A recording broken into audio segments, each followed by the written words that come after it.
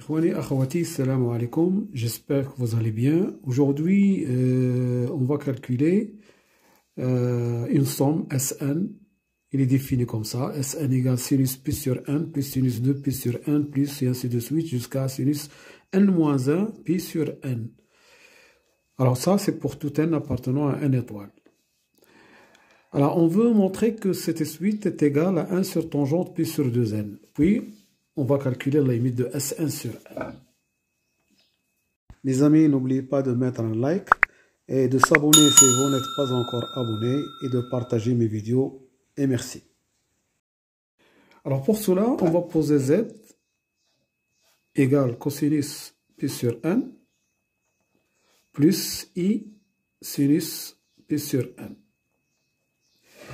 Et on va calculer la somme S qui est égale à 1 plus z au carré, et ainsi de suite, jusqu'à z puissance n moins 1.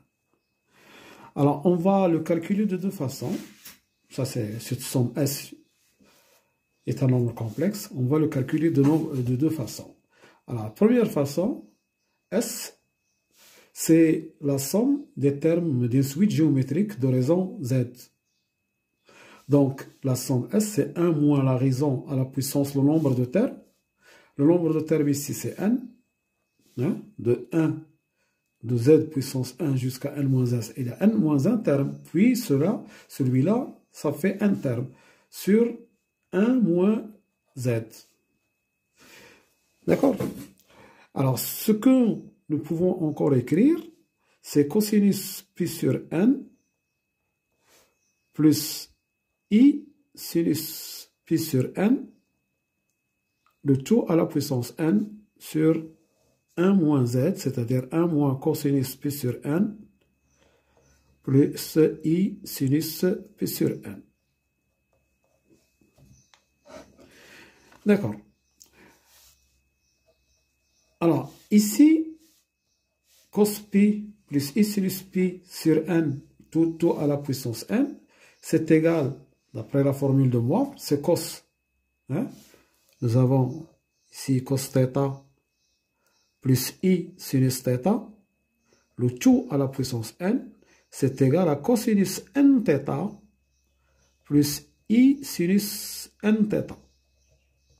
Donc ici, cosinus n fois pi sur n, c'est cos pi, plus i sinus pi. Tout ça sur 1 moins cos pi sur n plus moins i sinus pi sur n. Donc, en haut, cos pi, c'est moins 1. Donc, 1 moins moins 1, ça fait 2. Et sinus pi, c'est 0. En bas, nous avons 1 moins cos pi sur n, moins i sinus pi sur n. Alors, 1, je vais rappeler ici, 1 moins cos θ. D'accord? C'est 2 fois, ça ce sont des formules que vous savez, d'accord? 2 fois sinus carré de θ. D'accord? 1, c'est cos carré plus sinus carré. Cos θ, ici sur 2, je m'excuse. D'accord? Donc, 1 moins cos θ, 1 c'est cos carré de θ sur 2 plus sinus carré de θ sur 2, moins cos θ c'est cos carré de θ sur 2, moins donc le cos carré de θ sur 2 ici ça s'en va, il nous reste 2 fois sinus carré de θ sur 2. Donc ici, c'est 2 fois sinus carré de pi sur n sur 2. Donc c'est pi sur 2n.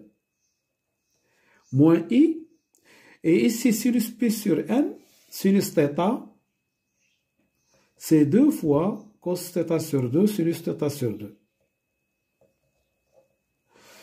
D'accord? Donc ici, 2 fois sinus pi sur 2n, cosinus pi sur 2n. Alors, on peut simplifier par 2, en haut et en bas, et ici, on factorise par sinus pi sur 2n. Alors, facteur 2, sinus pi sur 2n, moins cosinus pi sur 2n, moins i cosinus pi sur 2n. D'accord.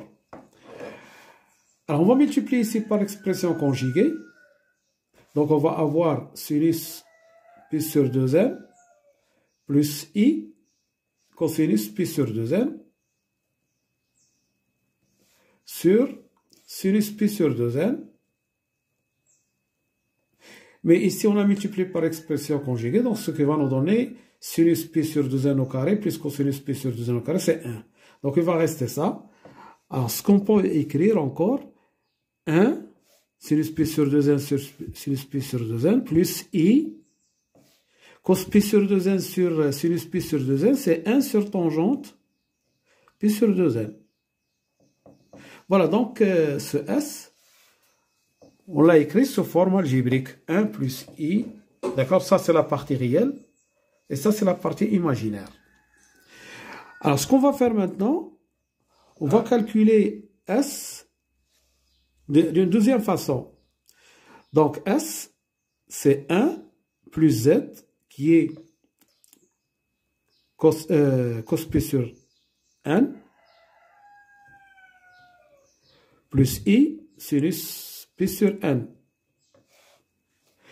plus z au carré. Z au carré, c'est cos pi sur 2pi sur n, plus i sinus de pi sur n. Et ainsi de suite, jusqu'à cos n-1 pi sur n plus i sinus n-1 pi sur n. Donc, ce qui donne S, la partie réelle c'est 1 plus cos pi sur n plus cos 2pi sur n, et ainsi de suite, jusqu'à cos n-1 pi sur n. Ça, c'est la partie réelle de S. Plus i, la partie imaginaire, c'est sinus pi sur n, plus sinus 2pi sur n, plus 3 points, jusqu'à sinus n-1 pi sur n. Voilà, donc, nous avons écrit S sous cette forme. Ça, c'est la partie réelle. Et ça, c'est la partie imaginaire. La même chose ici, S, ça, c'est la partie réelle. Et ça, c'est la partie imaginaire. Donc, de A et B,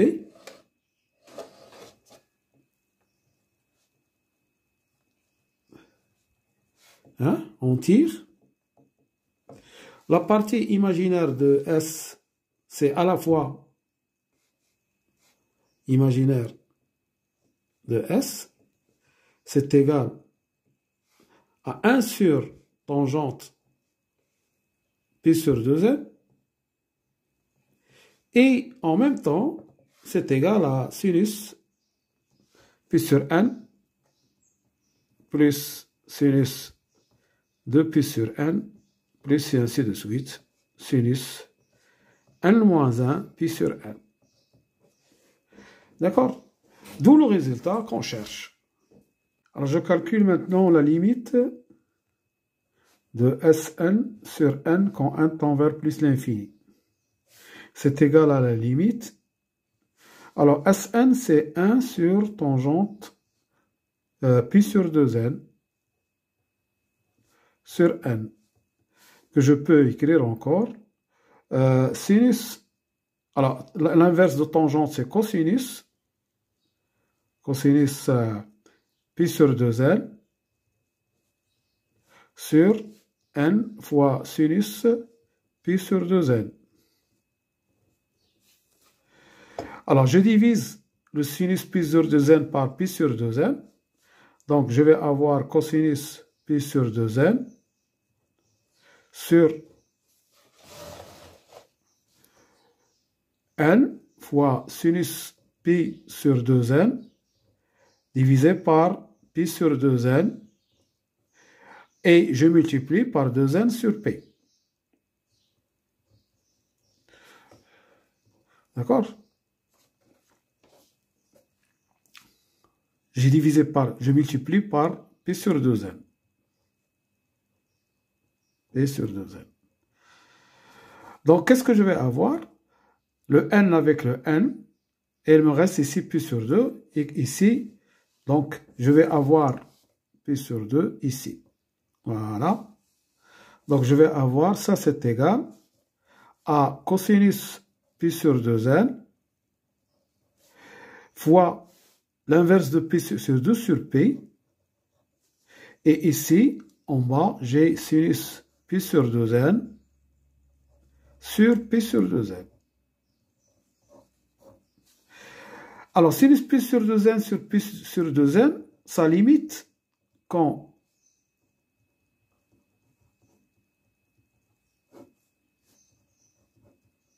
n tend vers plus l'infini, c'est égal à 1. Pourquoi? Il est sous la forme limite sinus θ sur θ quand θ tend vers 0. C'est égal à 1. Et ici, cos P sur 2n, quand n tend vers l'infini, c'est cos 0, c'est 1. Il me reste 2 sur P. 2 sur P. Voilà. Donc, la limite de sinus